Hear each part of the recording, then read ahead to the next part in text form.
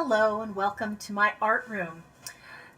What I'm going to be showing you today is how to assemble the mat that you've woven from your papers into a book.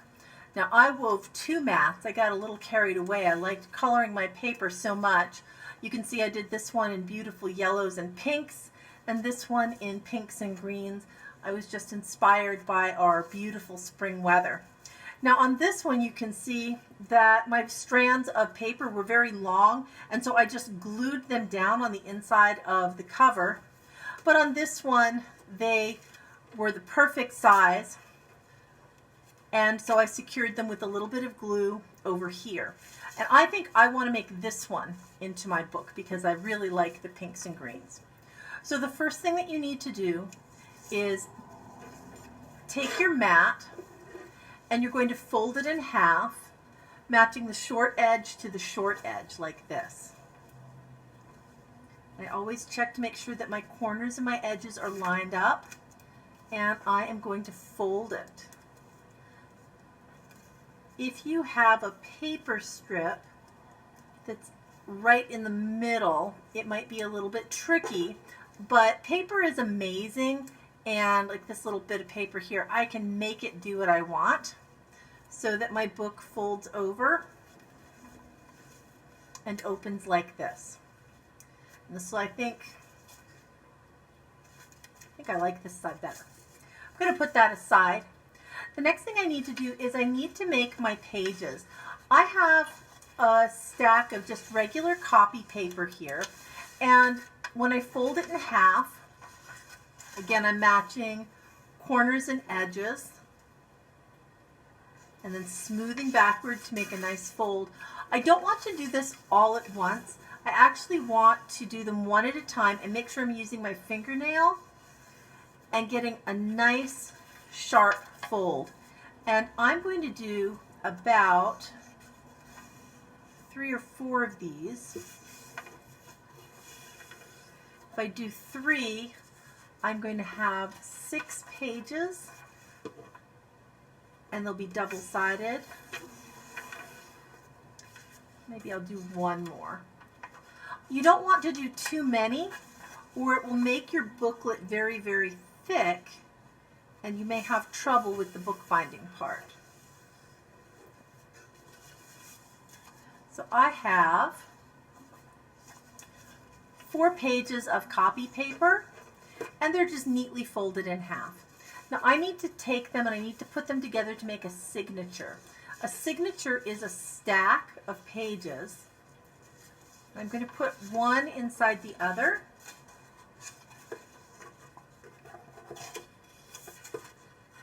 And open them up so that all of them are open together on their folds. And this is going to become the pages of my book, and it'll fit inside my cover like this. I need to join together my cover and my signatures so that when I pick my book up it doesn't fall apart. And so I need to open it up to the center page, and I need to find something that I can put behind my cover, my mat, so that I'm not damaging the surface of my work table. You can use an old magazine. I'm going to use an old towel that I keep around my studio for when I'm doing messy things, but it just means that I won't be putting holes into the back of my work table. So the next thing I need is I need some staples. So you might need to open up a stapler and take out some staples, and I have some here. And you might be thinking, now why would I take the staples out of the stapler? Well, it's because we're going to be putting the staples in by hand in order to join our pages together. Now I'm using my fingernails and I'm separating them because I need separate staples. Now, did you know that if you go to scrapbooking stores, you can actually buy fancy staples that come in different colors? I think that's really cool, but I don't have fancy colored staplers, even though I have all kinds of other supplies in my art studio. So I'm just going to separate 1, 2, 3 staples with my fingernails, and they are just plain old office supply staples. Now, if you don't have staples, don't worry. I'm going to show you an alternate way that you can bind if you don't have staples. And I'm having trouble with mine using my thumbtack. There we go. I have my staples, 1, 2, 3. Now I'm going to be creating a stapled binding inside here. So we're all lined up. I'm going to take my staple. I want one in the middle. I'm going to make a mark.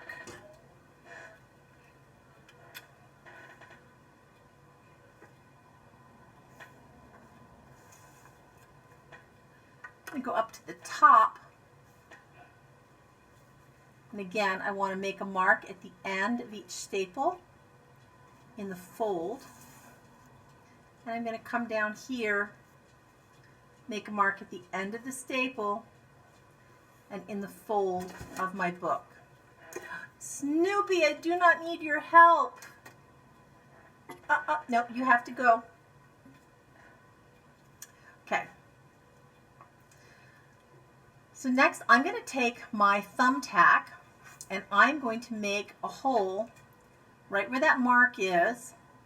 I'm actually not going in the mark, I'm going into the fold by the mark, and I'm poking through. Thank you, Snoopy.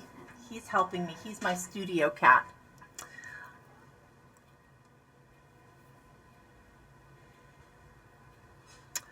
Okay, so I've readjusted my camera and my cat so that I can continue demonstrating. So I have a thumbtack, and as you saw, I lined up the edges of my staples and I marked with my pen in the fold where the ends of the staples are.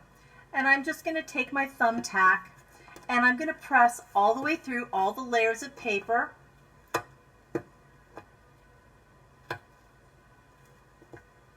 And make some holes for the binding. I want to make sure my paper doesn't move or my holes won't line up.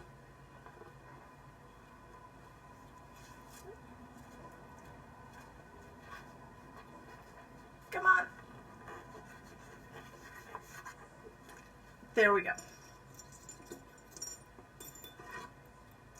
Now I need my staples.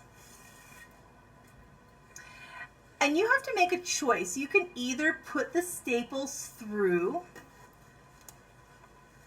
on the inside of your binding like this, putting them through the holes, and then turn your book over, and I'm going to take something hard like my marker, and I'm just going to use the end of my marker to carefully press down the ends of my staple to hold it together. Now, I generally don't put the staples on the outside of the book. I like to close them on the inside because out here they get caught on things. So the way I would do that is, it's harder to see the holes out here, but you find them. Here's 1 and 2, and you wiggle your staple through. And this is where you'll tell if your staple can get through all those holes or not. I am going to go back through with my puncher and now try my staple again.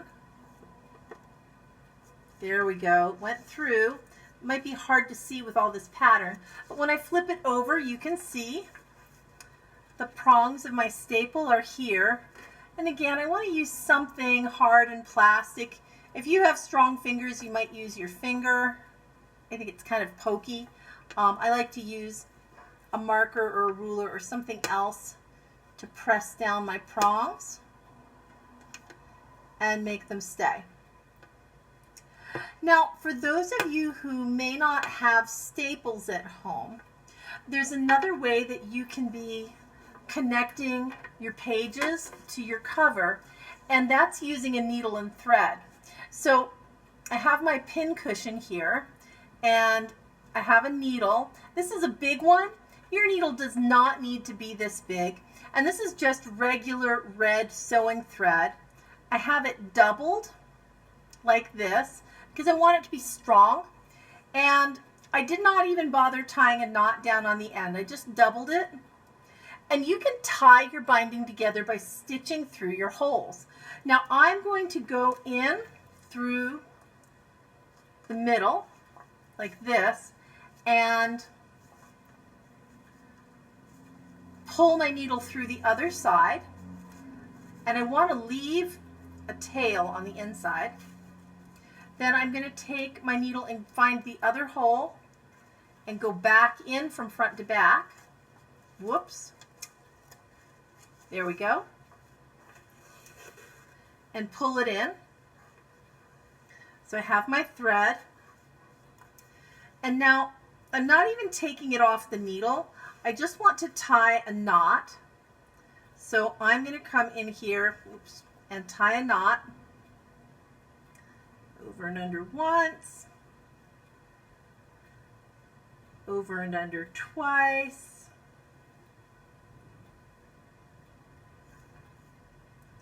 And then I'm going to take my scissors and cut close to the knot, but I want to leave a little bit of fringe. If you cut too close, you might cut the knot, and then you'd have to start all over again.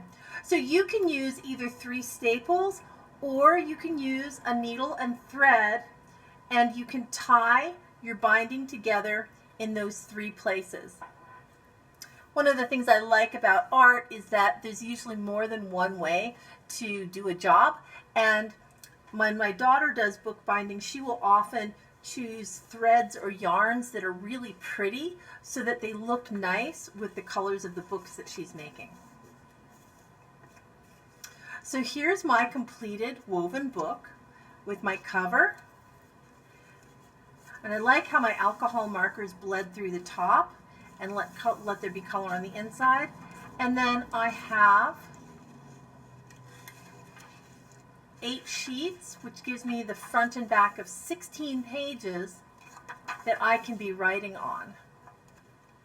And I'm going to ask you, when you finish your book, would you please take a picture of it and show me the cover and show me the inside, and put these pictures into our discussion forum so that we can see each other's journals.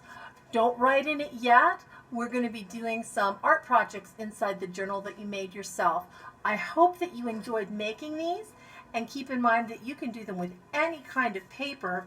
In fact, I've started another one because I want to make a tiny book, and I'm going to do multiple signatures and make a tiny book.